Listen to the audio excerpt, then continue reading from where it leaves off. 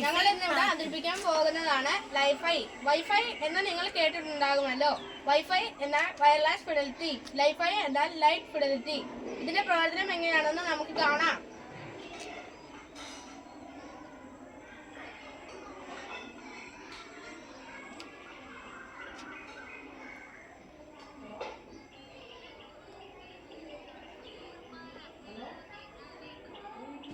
ഫോണിലൂടെ electric energy കൊടുക്കുമ്പോൾ light energy ആയി, സോളാറിൽ കൂടെ വീണ്ടും ഇലക്ട്രിക് എനർജി ആയി, സൗണ്ട് എനർജി ആയി പുറത്തു വരുന്നു.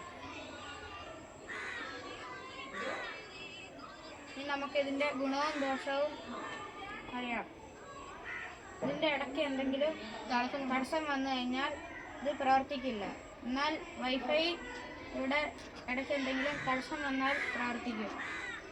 ഇത് വൈഫൈക്കാട്ടിലും സ്പീഡ് കൂടുതലാണ്.